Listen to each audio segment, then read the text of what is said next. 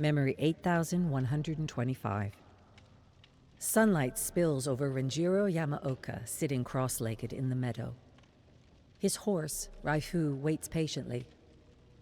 The samurai inhales, considers the weight of the katana at his hip. His mind wanders for a second, the calm disrupted. His chest tightens. The green fields before him offer no peace when he knows his son spills the red blood of innocence upon them. He is on the trail to stop him. Kazan, the man known as the Oni, his son who has made it his mission to purify the samurai, not through discipline or honor, but by massacring the farmers who oppose them. A savage reaction to minor transgressions. The sun carves its way through the sky as Raifu carries Renjiro along a quiet road. Modest homes dot the field ahead. No one toils outside. There is an unlikely stillness, as if he journeys through a painting. In the distance, a man watches, leaning against his home. He does not move. As Renjiro approaches, the scene becomes clear. The farmer is impaled on the wall of his home. Blood pools at his feet. A crow takes flight. It ignores the corpse, instead landing further down the hill. Renjiro follows. A pool of pitch blackness shuffles in the tall grass ahead. The dark stain screeches, a vast murder of crows lambasting the intruder. Reluctantly, they take flight, stretching across the sky like a dark scythe. Blood soaks the earth where they stood. There are hints that the viscera is human, a roughly cut hand, an exposed femur, but the number of victims is impossible to know in the pulverized gore. This cannot be the work of Kazan. How could he? A sour lump rises in Renjiro's throat. He wonders if the commoners' tales are true. It must be an Oni that possesses Kazan, for his son could never commit such evil.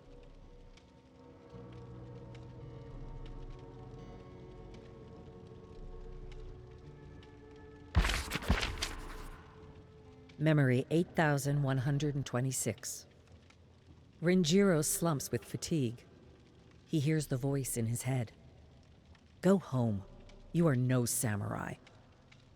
He is tired. He acknowledges the truth.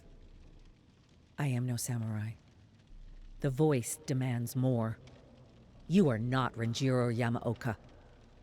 He nods. I am not Renjiro Yamaoka.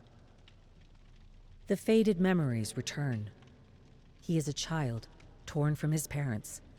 He does not understand why. They scream his name. Hachi! He never sees them again. He's brought to a snarling man who looks him over, opens his mouth, ignores his crying. Good. He will be for my son. He is taken to a boy to be his playmate. The boy's name is Renjiro Yamaoka. They become friends, but there are rules. Renjiro must always win. If Renjiro hits him, he must accept it. He goes with Renjiro to reading and fighting classes, but not as an equal. He must downplay his abilities. He is there to amuse, a living toy. And like a toy, he becomes dull.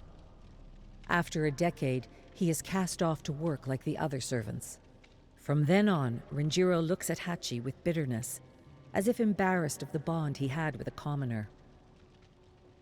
As Renjiro comes of age, he assumes the duties of a samurai. Beneath his facade of discipline and mercy is cruelty. He leaves scars on Hachi. Renjiro boards a ship and Hachi goes with him. The Yamaoka family influence is set to extend to a new territory. Hachi pulls a cart of supplies aboard. A storm hits within hours of casting off. Tossed from bow to stern, Hachi grabs Renjiro's hand as the samurai is nearly thrown overboard. He wants to let go, but he sees the face of the boy that was his only friend. He pulls him aboard. A second to catch his breath. A thunderous crash. Parts of the hull explode into splinters. He's thrown to the deck. Through the ocean spray, he sees Renjiro, a jagged piece of wood pierced through his neck. Renjiro clutches his throat, tries to hold in the blood, his eyes wide as they fade into a furious, reluctant expression of death. The ship comes apart. Hachi awakens on a beach amidst debris and corpses. Nearby is a chest he brought aboard. He breaks it open, pulls out Renjiro's armor, katana, and the Yamaoka family crest. Hachi will never speak his true name again. On this day, he becomes the samurai, Renjiro Yamaoka. Memory 8127. Renjiro. Hachi. Who are you? Too late to erase the lie now. So it is Renjiro who rides into the next town. A commoner bows her head as he passes. Nearby, a few men speak, glances cast in Renjiro's direction. He pretends to ignore them. Muttered words reach his ears. Father to an Oni. Evil blood. Not a real samurai. Yamaoka butchers. Come to kill. Behind him, someone grabs his armor and attempts to pull him from his horse. He moves with the motion, spinning from his mount to land on his feet, a hand to his blade. The sudden fear struck in those around him stokes their anger. Shouted words become waves of indistinguishable sound. They demand answers to questions he cannot hear. A club slams against him. A hand yanks at his mask. Raifu whinnies and runs. Renjiro moves his hand to his sword. No. He cannot act as his son would. He would rather die than let the Yamaoka name drown in shame and blood. A blow from behind pushes him to the ground. Strikes resonate through the armor to his ribs. He pushes his hand against his blade, ensures the frantic grips that pull at him cannot unsheath it. The strikes continue until the crowd's anger is quenched. They walk away, spitting and laughing. He pulls himself from the mud, whistling for Raifu. Nothing. The horse lies at the roadside, his body still. Later, when Renjiro is beyond the sight of others, he will clutch his wounds and grieve.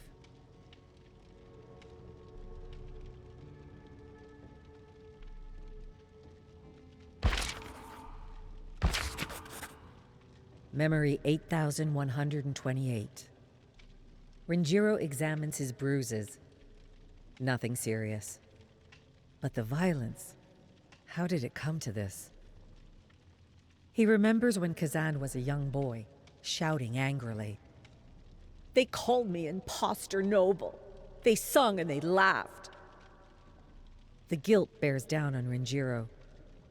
When he assumed the Yamaoka name, he could not convince everyone in the village of his lie. The lone survivor of a shipwreck, his only proof of identity being armor, a blade, and a family crest. It was a suspicious story. Were it not for what he learned as the playmate to a noble, he'd likely have been caught. But he was well-spoken, knew how to read, and could fight like a samurai. It dispelled most doubts. Most. The whisperings of an imposter noble would never be fully silenced. It fueled a rage in Kazan. Renjiro tried to teach his son patience and humility. He wonders what else he could have done. I suppose I could have taught him the truth.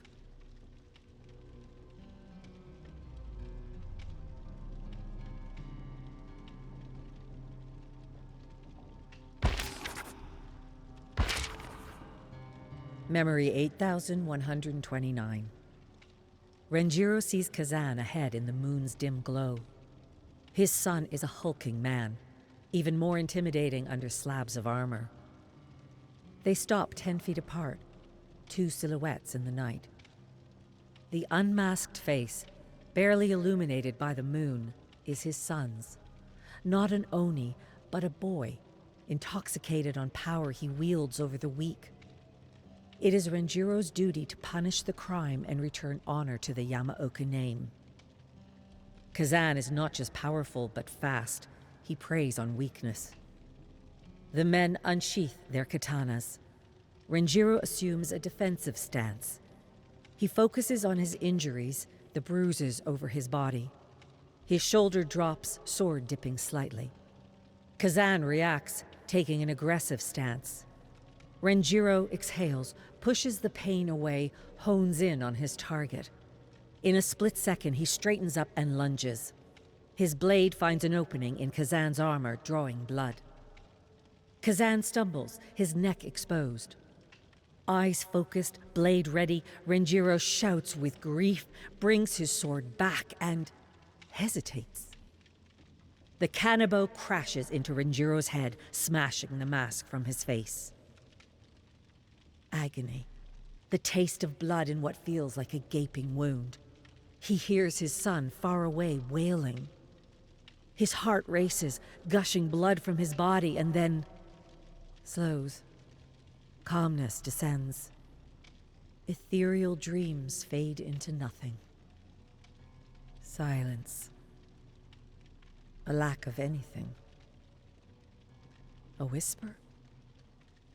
A tug at his barely conscious mind. The blood on his skin turns to ice. He shivers. Someone is there. Kazan? Go play, boy. Let me sleep. Kazan. His son. A child. Still young enough to be saved. He follows him through the fog as though his consciousness drifts through a storm. There is something I must tell you, Kazan. Renjiro lies in the dirt. The boy is gone. There is fire ahead. Strange men and women huddled around it. Kazan? Something pulls his ankle. He kicks. His arm is wrenched back. He resists, lurching forward. He's punished for it, his limb nearly torn from its socket. A spidery talon wraps across his bloody, broken face. Another grips his body, another his leg.